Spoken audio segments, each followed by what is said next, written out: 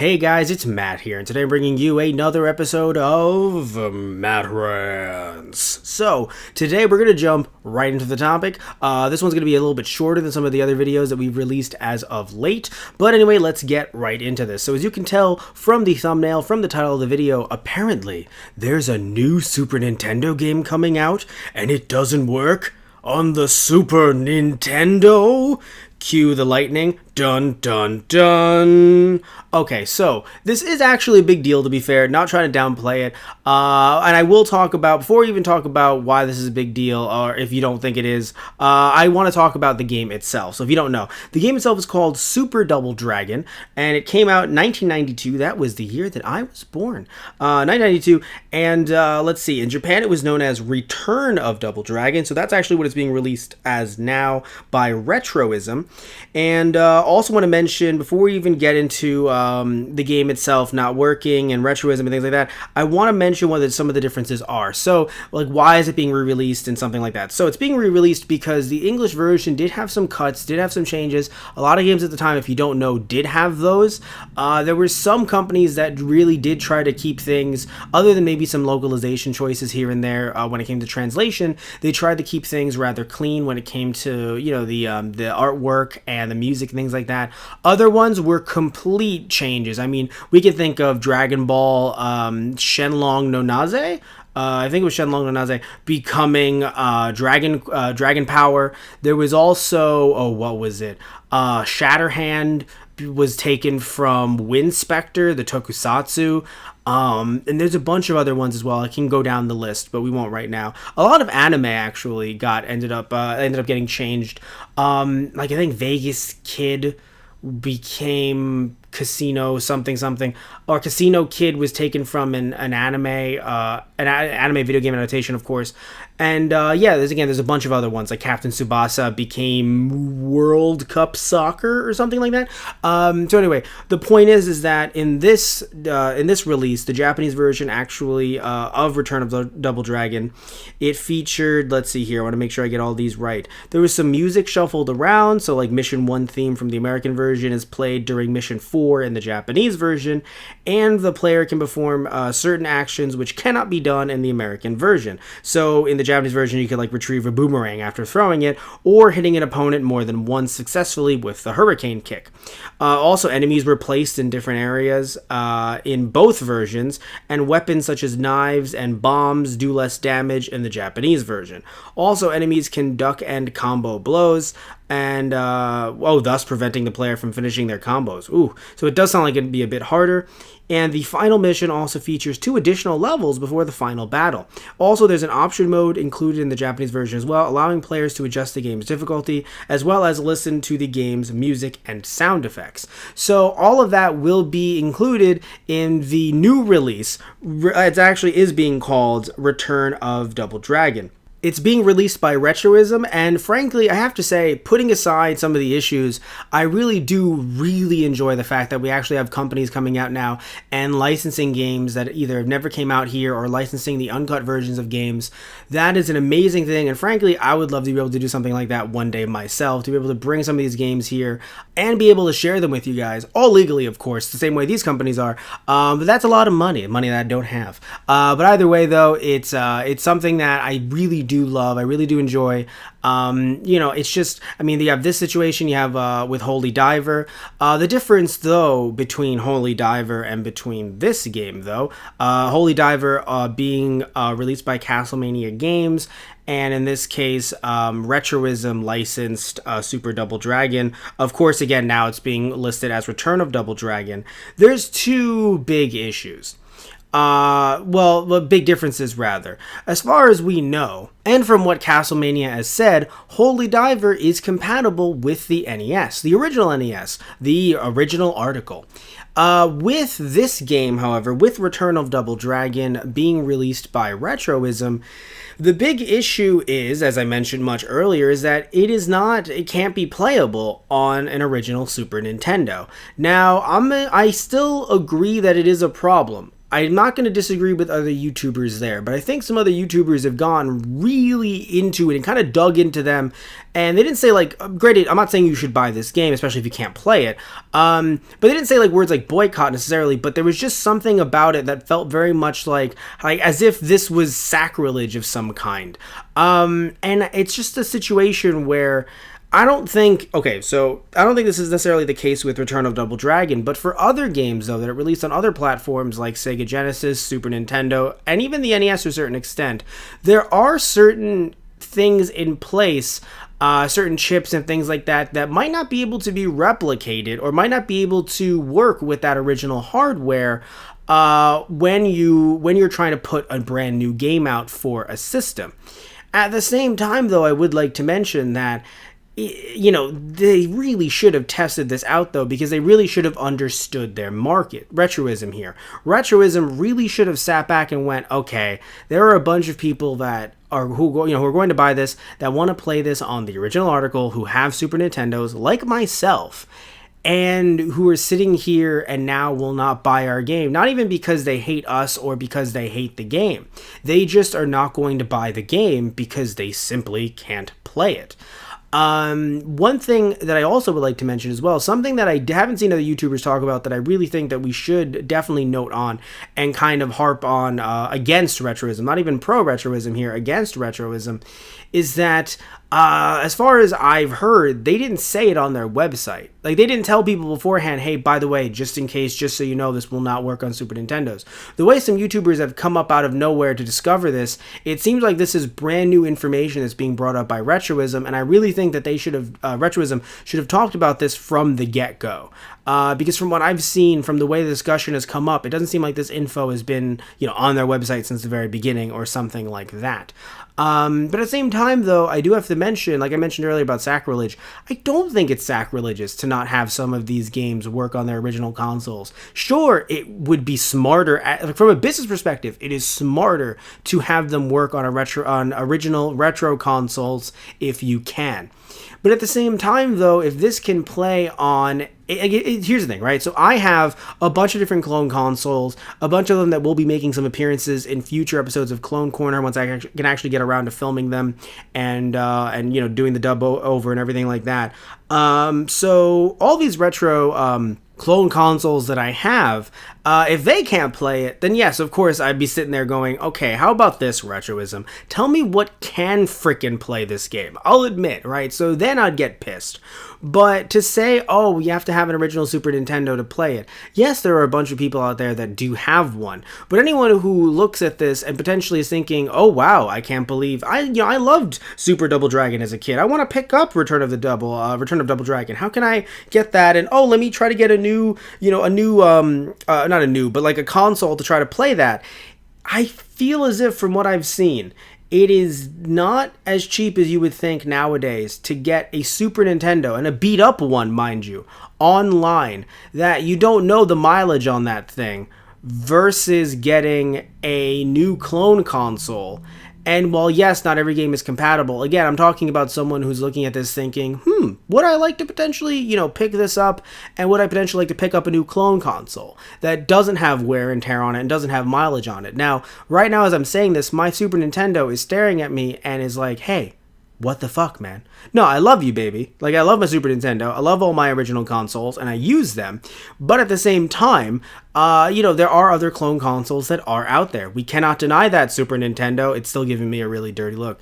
We can't deny that, right? That there are other clone consoles out there, that there are other ways to play this, and it feels as if, yes, gamers should have options, but I think the bigger concern isn't that it isn't playable necessarily. It's that it doesn't seem like Retroism informed the consumers, and even though I haven't purchased this, I do feel a little wary about purchasing it, because yes, I would like to, even though I do have clone consoles, yeah, I'm right there with you guys. I would like to play it on my original Super Nintendo. Like, I'm not saying that, we shouldn't be happy about playing it on our original hardware. Why do you think I have the original hardware? But at the same time, I feel as if when I see certain YouTubers' reactions to, and just general people's reactions to this news, it feels as if these consoles, the originals, are going to last forever. And I'm not saying that they're saying only for the Super Nintendo and not for clone consoles. I'm not saying that. But I'm just saying that there are different compatibility issues. So even though you should be shooting for the original console first, you should. At the same time, I don't know. I don't find it that big of a deal that it can't play on the original Super Nintendo. I don't. Now, granted, if you get the game, if you do want to buy the game and you do get it, and it turns out to be a huge buggy mess, okay, that's fair, right? It doesn't matter what console you use. It's just a buggy mess. It's terrible. They didn't do it correctly. They didn't port it over correctly. They didn't translate something here correctly, etc., etc. Yeah, okay, no, I'm right there with you. Then that's a shit show. But I think that it not being able to be played on the Super Nintendo, to me, doesn't really seem like much of a shit show. I know it might not be your preferred method of gaming, but depending on what clone console you have, you still can connect your original, your OEM controllers and things like that to the console. So, I don't know, right? I don't know. I mean, I guess we'll have to see once this thing actually does come out, once people are purchasing this and playing it on other clone consoles, if this thing becomes a complete train wreck. Because here's the thing too, right? Let's say you want to play this on, what was it? Was it the VGS? I believe that's what it was, the Retro VGS. If it doesn't work on that not the Retro VGS, it was the clone console, a very high-end one that was being made. I'm going to try to look it up right now as we're talking about this, but if it doesn't work on that one, even though that one is pretty much like essentially a Super Nintendo, like a modern Super Nintendo, if it doesn't work on that, then yes, I'd go, but that's a problem. I spent really good money on that. Oh, that is not the Retro VGS. No, now I know what I just said. That's fucking hilarious. I wonder if this game would be on the Retro VGS. I was not thinking of the right system. I love how Retro VGS just got into my mind. The Coleco Chameleon just kind of stayed there. They all stayed there, and then they came out during this Matt Rants. They were like, by the way, we know it's been 3 years, but you have to get... the Retro VGS is going to come back into your mind. No, the Analog NT. There we go. The Super Analog NT. That's what I was thinking of. I was trying to load YouTube and try to find the video for it, because a bunch of different YouTubers have reviewed it. It looks cool, and if you spend a lot of money on like the Super Analog NT, it would definitely be frustrating if this game doesn't work on that. If you spend money on that new, fancy, newfangled, it was this device. Now, this one I definitely don't know the name of. I definitely can't look it up. But it actually connects to the SNES Classic Edition. You can play your real cartridges on the SNES Classic Edition. If that doesn't work with it, yes, I will admit then you're really starting to limit your options here. But I don't believe that if you limit your options to the original hardware, like if you remove the original hardware from the equation, rather, I don't think that's the worst thing every time. I really don't. And I know it might seem controversial, but I just, it's one of those things where if this was a PS2 game, or if this was like a Dreamcast game or something that was disc-based, I'd sit there and I'd be like, is that like just a DVD-R with a better looking inkjet, like a good print on it? Is that just all it is, really, right? But when it comes to, these cartridges, they're all not the original Nintendo seal of approved chips and things like that. So it's all, in a sense, these newer cartridges, in a way, I guess, I don't know if emulated is the right word. I'm probably using a poor word to describe it, but they aren't the original hardware, even in cartridge form, any of these newer games that are licensed. So, I don't know. I don't feel like it's as big of a deal as some people are saying, but I do think the bigger deal, and the thing that we really aren't focusing on, like I mentioned earlier, is the fact that it seems as if retroism didn't inform people, and that right there is a whole heap of bullshit. Right? Not informing your consumer base on what they're going to be getting involved in when buying a product. That's where I'm like, hey, no, don't do that. Don't fucking do that.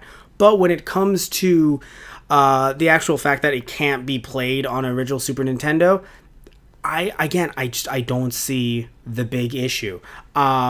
it would be it would have been such a dumb decision when all you had was Super Nintendos back in the day. But now we have so many different clones. I mean, we have handheld clones. We have, it's funny, some people are like, are you referring to the Switch? No, like actual clones that you can plug in SNES game packs into and play SNES games handheld. I mean, I've played Mega Man X on a few different handhelds, and it's really fun. It's a hell of a lot of fun. Take that on the train with you. Confuse the hell out of people. Before we wrap this thing up, there is something I want to mention. Something that I'm sure a lot of you guys are angrily in the comments section already, even before we got to this point of the video. But there's something small I want to mention, that even though I'm still sticking to my opinion of of the whole, I don't know if we need to be able to play all of these on Super Nintendo or original consoles, unless, of course, they're disc-based. But hear me out, though. So I actually went on Amazon, and if you do want to purchase this product on Amazon, by the way, there will be an affiliate link down below if you still want to purchase it. And I went on Amazon just to check, because I haven't seen the actual the box art for a while. And the box art says SNES console compatible. Again, like I mentioned earlier, retroism. If it's not SNES compatible, which is in the damn freaking title of the Amazon listing, why would you say that it is NES console compatible? Because from what I hear, it is not. So there's a good chance that perhaps, and this is something that I heard from RGT85, he was saying that some of his friends, and I know it sounds like a friend of a friend of a friend, but like he was saying some of his friends were saying perhaps, like he was speculating on the issue. And his video will also be linked in the comment section, or in the description box down below, rather. And he was saying how some of his friends were speculating on the fact that perhaps this was tested on emulators instead of being tested on an SNES, which normally I'd go, hey, it's okay. Again, it's fine, but perhaps it was actually negligence on Retroism's end, where they're actually not lying to the consumer. They were just completely mistaken.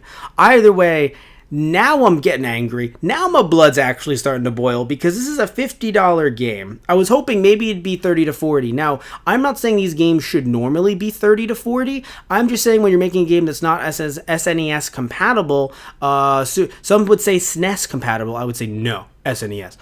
Super Nintendo compatible, I just feel as if you gotta bring the price down a little bit. You gotta bring it down a little bit. And also the fact that, again, they're listing this as Super Nintendo compatible. No bueno, no bueno, no bueno. Also, I mentioned earlier when the game would be coming out. It does seem like when I had first wanted to look into this, the game was not out yet. But now it says I can get it tomorrow by August 29th, which probably means, if I really wanted to, which probably means that the game is out. So that means people actually bought the game, put it into their Super Nintendos, and understandably raged. See, if you're one of those people, comment down below. I'll like your comment, and I will share your rage with you. Please, throw your rage onto me if you feel like you have too much rage. If you bought this game, tried it out on your friggin' Super Nintendo, and it did not work. So you know what? No, now I agree. Now I'm kind of with you guys. My underlying point, though, is still relevant. I still believe it, but when it comes to them being that's the thing with Retroism right now. There isn't a reality where they look good, where either it's incompetence or it's lying to the consumer. Neither one would make you want to purchase one of their products again, most likely. If you do want to, again, you can go down below to the affiliate link. You can buy the game. You can test it out yourself. Maybe someone else's version of the SNES, it didn't work on theirs, but it'll work on yours, because there's a bunch of different versions out there. I don't know. It's just, I know that I don't want to purchase this. I mean, I'm morbidly curious, but I don't want to purchase this. Oh god, this is so bad, because it's just something that is so beautiful in terms of licensing a game and bringing it over here, and it's just so frustrating that something so beautiful has been tainted, especially because this is an uncut version of a game that we never got here. We got here, but we didn't fully get here. So, man, this really sucks. Either way, should you buy it? Well, if you don't have a Super Nintendo, go nuts. If you have I imagine if you have a Retroid, I think you could probably plug that into a Retrode, plug that into your computer. Maybe that'll work with an emulator. Because again, it is an emulation.